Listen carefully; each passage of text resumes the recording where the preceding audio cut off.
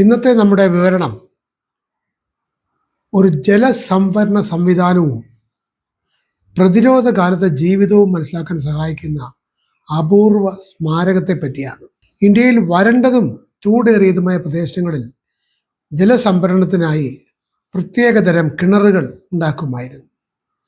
മഴക്കാലത്ത് വെള്ളം സംഭരിക്കുകയും വേനൽക്കാലത്ത് വെള്ളം ഉപയോഗിക്കുകയും ചെയ്യുകയായിരുന്നു പ്രധാന ലക്ഷ്യം. പടികളിലൂടെ താഴേക്ക് ഇറങ്ങി വെള്ളത്തിന്റെ അടുത്തെത്താൻ കഴിയുന്ന പരമ്പരാഗത സ്റ്റെപ്പ് വെല്ലുകളെ ബാവടി എന്ന് പറയും. അസി ഖംബാക്കി ബാവടി ഗ്വാളിയർ കോട്ടയ്ക്കുള്ളിലെ ശ്രദ്ധേയമായ ചരിത്ര വാസ്തുവിദ്യാ സ്മാരകമാണ്.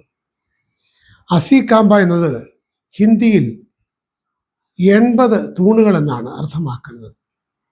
ഗ്വാളിയർ കോട്ടയിലെ മറ്റു കൊട്ടാരങ്ങളെയും ക്ഷേത്രങ്ങളെയും അപേക്ഷിച്ച് വലിപ്പത്തിൽ ചെറുതായിരുന്നാലും ജലസംഭരണ സംവിധാനവും പ്രതിരോധ കാലത്തെ ജീവിതവും മനസ്സിലാക്കാൻ സഹായിക്കുന്ന ഒരു അപൂർവ സ്മാരകമാണിത്. അസി കാമ്പ കി ബാവടി മധ്യപ്രദേശിലെ ഗ്വാളിയർ കോട്ടയ്ക്കുള്ളിലാണ്. കോട്ടയിലെ പ്രശസ്തമായ മാൻസിംഗ് പാലസിന് സമീപത്ത് തന്നെയാണിത്. കോട്ടയിലെ കില ഗേറ്റ്, ഉർവായി ഗേറ്റ് എന്നീ പ്രവേശന കവാടങ്ങളിലൂടെ എത്താം. മധ്യപ്രദേശ് ടൂറിസത്തിന്റെ രേഖകളിൽ ഇത് കോട്ടയിലെ സന്ദർശകർക്കുള്ള പ്രധാന പൈതൃക കേന്ദ്രങ്ങളിലൊന്നായി ഉൾപ്പെടുത്തപ്പെട്ടിട്ടുണ്ട്. അസി ഖാമ്പ ബാവടിയുടെ പ്രത്യേകത സാധാരണ ഒരു കിണർ പോലെ ഒറ്റപ്പെട്ട ജലസംഭരണി മാത്രമല്ല, എന്നാൽ കിണറിന് ചുറ്റും തൂണുകളുള്ള വാസ്തുവിദ്യാ ഘടനയും നടപ്പാതകളും ഒരുക്കിയിരിക്കുന്നു. 80 തൂണുകളുടെ രഹസ്യം എന്താണെന്ന് നോക്കാം.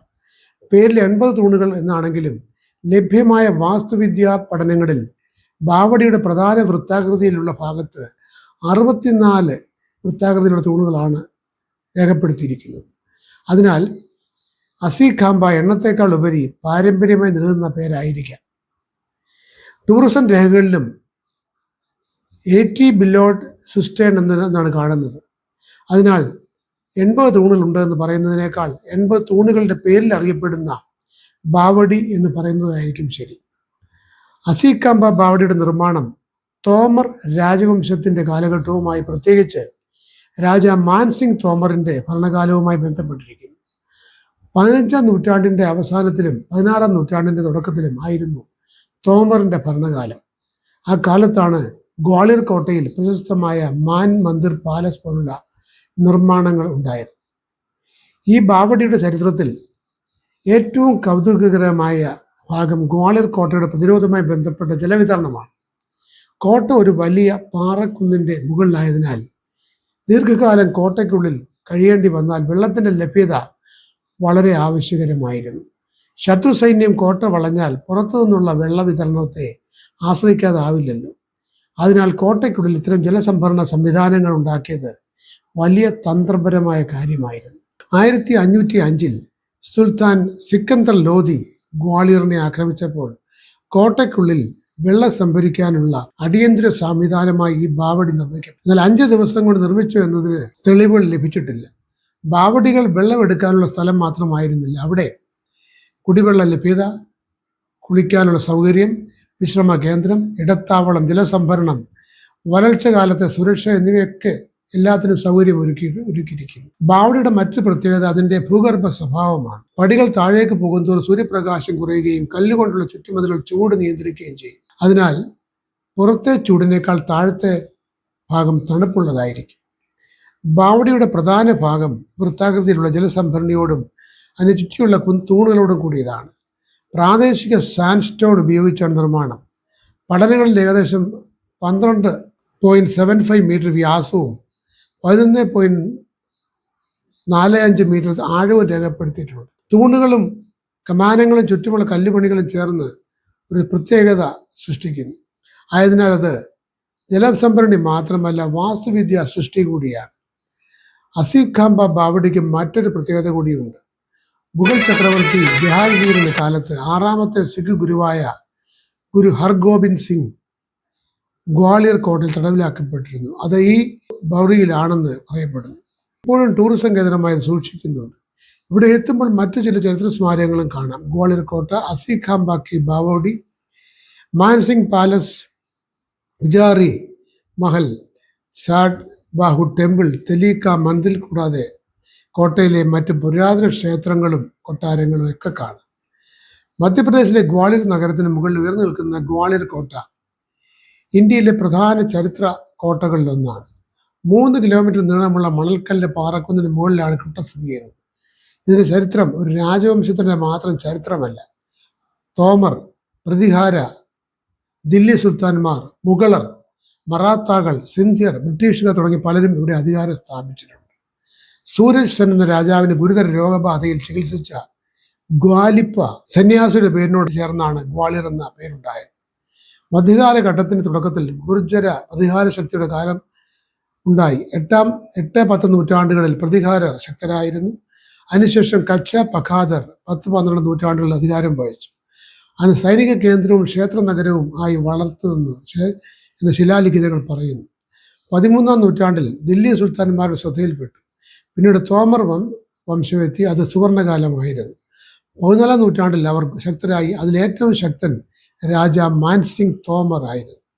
1586-1516 വരെ ഏറ്റവും മനോഹരമായ കോട്ടയുടെ ഭാഗങ്ങൾ അദ്ദേഹമാണ് നിർമ്മിച്ചത്. അദ്ദേഹം പണി കഴിപ്പിച്ച മാൻ മന്ദിർ പാലസ് ആകർഷകമാണ്. നീലയും മഞ്ഞയും നിറങ്ങളിലുള്ള അലങ്കാര ടൈലുകൾ, ആനകൾ, പക്ഷികൾ, പുഷ്പങ്ങൾ എന്നിവയുടെ രൂപങ്ങൾ കൊണ്ട് പുറം ഭിത്തികൾ അലങ്കരിച്ചിട്ടുണ്ട്. ഗ്വാളിയർ പിന്നീട് ഹിന്ദുസ്ഥാനി സംഗീതത്തിന്റെ കേന്ദ്രമായി മാറി. പ്രസ്തുത സംഗീതജ്ഞയായ മൃഗനയനിയെക്കുറിച്ചുള്ള കഥയും കേൾക്കുന്നുണ്ട്. തോമർ അവരെ വിവാഹം കഴിക്കുകയും അവർക്കായി ഗുജാരി മഹൽ പണിയുകയും ചെയ്തു. ഇന്നതൊരു പുരാവസ്തു മ്യൂസിയമാണ്. അക്കാലത്ത് ദില്ലിയിലെ സിക്കന്ദർ ലോധിയുമായി ശത്രുതയിലായി. കോട്ടയത്തെ പൊട്ടിച്ചെടുക്കുവാനായി ലോധി ശ്രമിച്ചെങ്കിലും ശക്തമായ പ്രതിരോധം കാരണം അത് വിജയിച്ചില്ല. പ്രതിരോധ കാലത്ത് ജലലഭ്യതയ്ക്ക് ബാബഡികൾ പ്രയോജനപ്പെട്ടു. 1514 തോമർ മരിച്ച ശേഷം ഗ്വാളിയർ ഇബ്രാഹിം ലോധിയുടെ കീഴിലായി. 1526 പാനിപ്പത്ത് യുദ്ധത്തിൽ ബാബർ ഇബ്രാഹിം ലോധിയെ പരാജയപ്പെടുത്തിയതോടെ ഉത്തരേന്ത്യയിൽ മുഗൾ സാമ്രാജ്യം സ്ഥാപിക്കപ്പെട്ടു. അക്ബറിന്റെ കാലത്ത് കോട്ട തടവറയായി ഉപയോഗിച്ചു. 6ാമത്തെ സിഖ് ഗുരുവായ ഹർ ഗോവിന്ദ് മുഗൾ ഭരണകാലത്ത് തടവിലാക്കപ്പെട്ടിരുന്നു. കൂടാതെ മറ്റു രാജാക്കന്മാരും ഉണ്ടായിരുന്നു. അദ്ദേഹം മോചിതനായപ്പോൾ രാജാക്കന്മാരെ മോചിപ്പിക്കണമെന്ന് ആവശ്യപ്പെട്ട പ്രകാരം മോചിപ്പിക്കപ്പെട്ടു. അതിൻ്റെ ഓർമ്മയ്ക്കായിട്ടാണ് ബന്ദി ചോർ ദിവസ് ആഘോഷിക്കുന്നത്. 18-ാം നൂറ്റാണ്ടിൽ മുഗൾ ശക്തിയെ ജയിച്ചപ്പോൾ മറാത്ത ഭരണമുണ്ടായി. രണോജി സിന്ധ്യ സ്ഥാപിച്ച സിന്ധ്യ ശക്തി വളർന്നു വന്നു.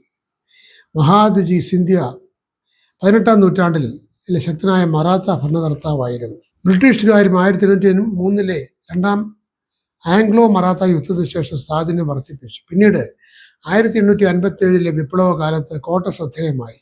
റാണി ലക്ഷ്മിഭായി, താന്തിയ തോപ്പി, നാനാ സാഹിബ് തുടങ്ങിയവർ ഗ്വാളിയറിലെത്തിയിരുന്നു. 1858 റാണി ലക്ഷ്മിഭായി ഗ്വാളിയറിൽ വീരമൃത്യു വരിച്ചു. 1947 സ്വാതന്ത്ര്യലബ്ധിക്ക് ശേഷം സിന്ധ്യർക്ക് അധികാരം നഷ്ടമായി. പിന്നീട് ഗ്വാളിയർ ഇന്ത്യൻ യൂണിയന്റെ ഭാഗമായി. കോട്ട മധ്യപ്രദേശിലാണ്. ഗ്വാളിയർ ജില്ലയ്ക്ക് 2002 ചതുരശ്ര കിലോമീറ്റർ വിസ്തൃതിയുണ്ട്. നഗരത്തിന്റെ ഏറ്റവും വലിയ ആകർഷണം ഗ്വാളിയർ കോട്ടയാണ്. അസികാമ്പ ഈ കോട്ടയ്ക്കുള്ളിലാണ്. ഗ്വാളിയർ കോട്ട ഒരു രാജാവിന്റെ കോട്ടയല്ല, ഒരു മലമുകളിൽ പണിത നഗരമാണത്. അതിനുള്ളിൽ കൊട്ടാരങ്ങൾ, ക്ഷേത്രങ്ങൾ, ജൈന ശില്പങ്ങൾ, ജലസംഭരണികൾ, ബാവഡികൾ, തടവറകൾ, സൈനിക നിർമ്മിതികൾ എന്നിവയൊക്കെ കാണാം. അതിനാൽ അസികാമ്പ, മാൻ മന്ദിർ പാലസ്, ഗുജാരി മഹൽ തുടങ്ങിയ എല്ലാം കാണുമ്പോഴാണ് ഗ്വാളിയർ കോട്ടയുടെ ഏകദേശം 1000 വർഷത്തിലധികം നീളുന്ന ചരിത്രം കൂടുതൽ മനസ്സിലാക്കാൻ സാധിക്കുന്നത്. മറ്റൊരു സവിശേഷ വിഷയവുമായി എത്തി നമുക്ക് വീണ്ടും കാണാം. നന്ദി.